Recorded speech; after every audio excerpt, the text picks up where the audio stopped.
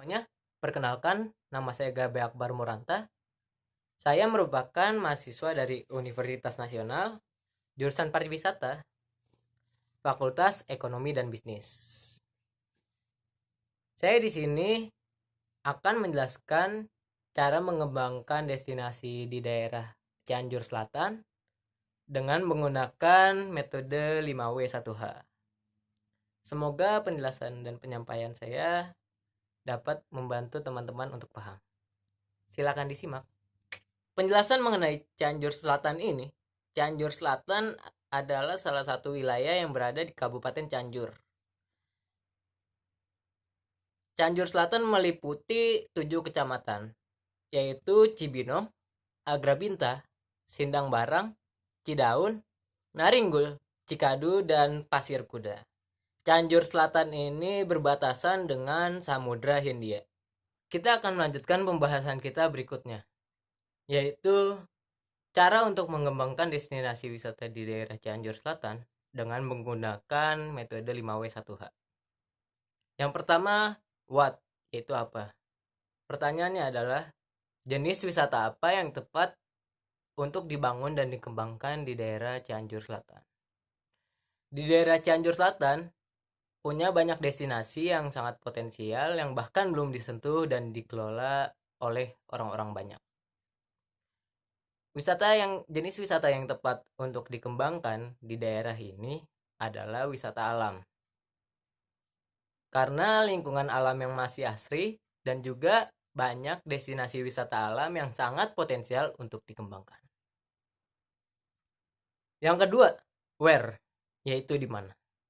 Di mana tempat kita untuk mengembangkan wisata alam ini?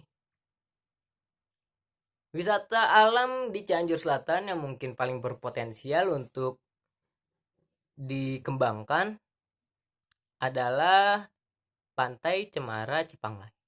Pantai ini berada di daerah Desa Cidamar, Kecamatan Cidaun, Cianjur Selatan. Pantai ini masih belum ada orang yang mengelolanya dan juga banyak wisatawan yang ingin berkunjung ke pantai ini. Selain panoramanya yang sangat indah, pantai ini juga memiliki hutan yang ditumbuhi atau ditanami dengan pohon cemara udang.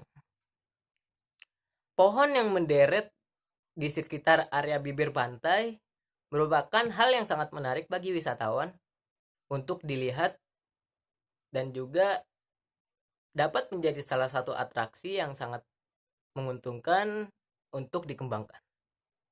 Ketiga, when, yaitu kapan. Kapan waktu yang tepat untuk kita mengembangkan pantai tersebut? Waktu yang tepat untuk mengembangkan pantai tersebut adalah setelah pandemi berakhir. Karena terdapat beberapa regulasi dan juga peraturan dari pemerintah yang harus dipatuhi.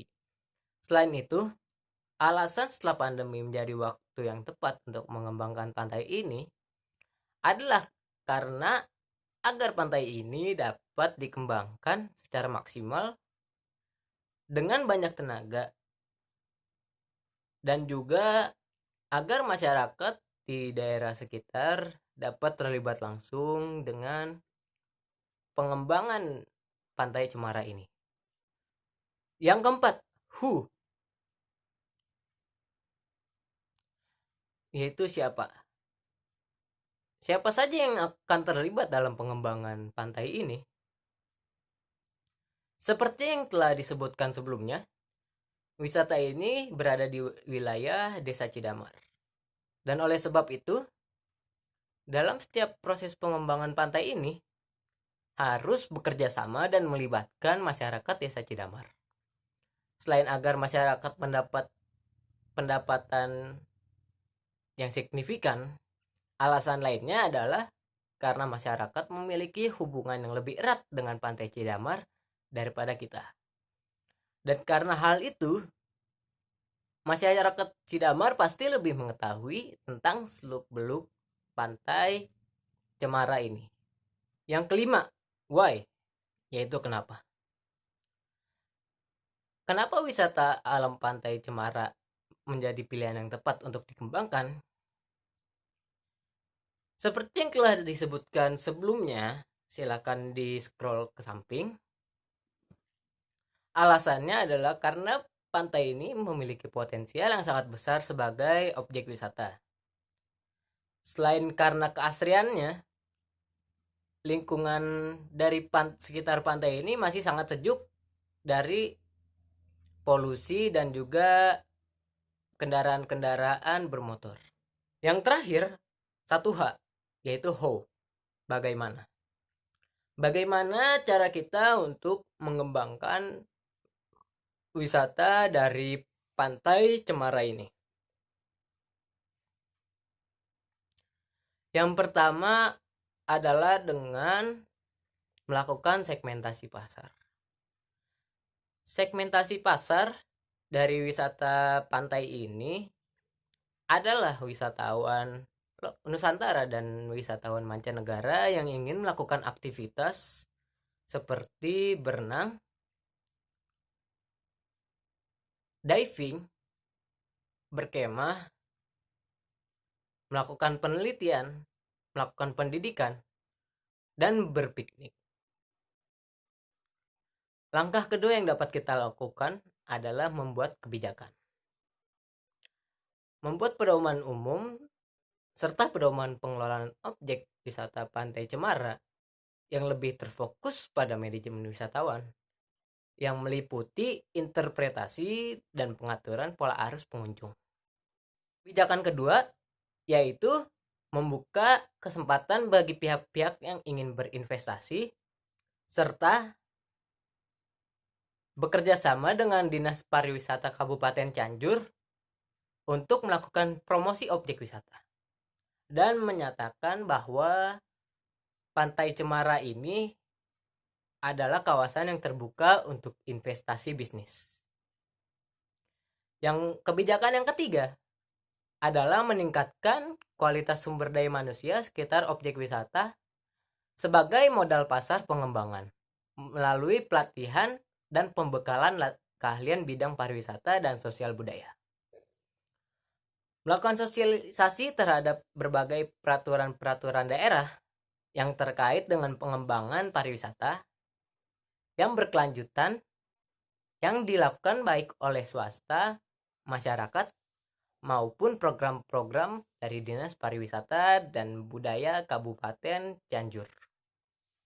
Setelah kita membuat kebijakan-kebijakan tersebut, kita dapat melanjutkannya ke langkah yang ketiga, yaitu meningkatkan fasilitas dan kualitas dari objek wisata Pantai Cemara ini.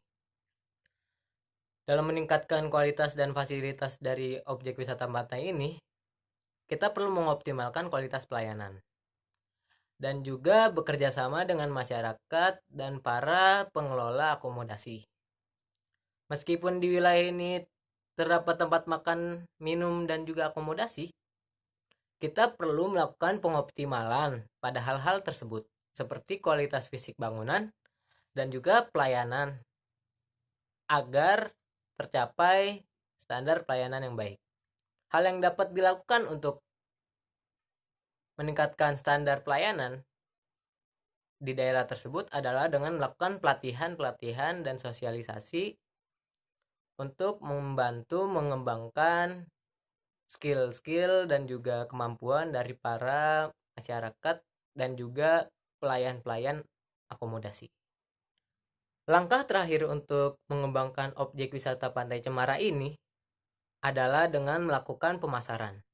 Strategi pemasaran yang baik menurut saya untuk mengembangkan wisata Pantai Cemara ini adalah dengan bauran pemasaran 4P atau marketing mix 4P, yaitu produk, price, promosi, dan juga place. Yang pertama, strategi produk.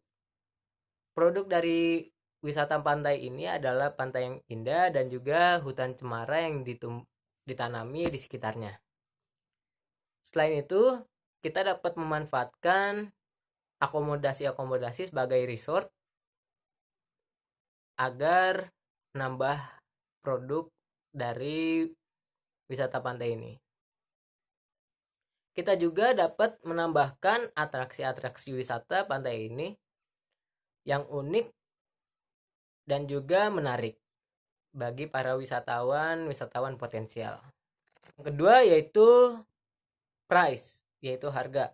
Strategi biaya yang dapat dilakukan adalah dengan melakukan studi atau survei berkelanjutan oleh perubahan perilaku pada pasar wisata Pantai Cemara ini, sehingga kita dapat menyesuaikan dengan baik harga yang pantas. Yang ketiga adalah place atau tempat. Penempatan pada objek wisata ini belum terdistribusi dengan baik. Maka dari itu, kita perlu mengatur denah dan juga membuat lahan-lahan khusus agar penempatan dari atraksi dan fasilitas pendukung lebih terstruktur. Yang terakhir atau yang keempat yaitu strategi promotion atau promosi. Promosi Pantai Cemara ini masih termasuk sangatlah minim karena hanya beberapa dari website yang menjelaskan tentang Pantai Cemara ini. Oleh karena itu, kita perlu meningkatkan promosi agar pantai ini dapat berkembang dengan baik. Mungkin hanya seperti itu saja penjelasan dari saya tentang cara mengembangkan destinasi wisata di daerah Cianjur Selatan dengan menggunakan metode 5W1H. Saya mungkin masih sangat kurang dalam penyampaian dan penyampaian saya mungkin masih terlalu membosankan. Semoga kawan-kawan semua dapat mengerti dan juga paham dengan apa yang telah saya sampaikan. Untuk teman-teman semua, jangan lupa untuk mencuci tangan dan juga memakai masker saat keluar agar kita dapat mencegah penyebaran COVID-19 ini. Dan jangan lupa untuk berdoa selalu kepada Tuhan Yang Maha Esa agar kita selalu terlindung dan juga selamat hingga pandemi ini berakhir. Sekian dari saya, Gabe Akbar Moranta. Sampai jumpa.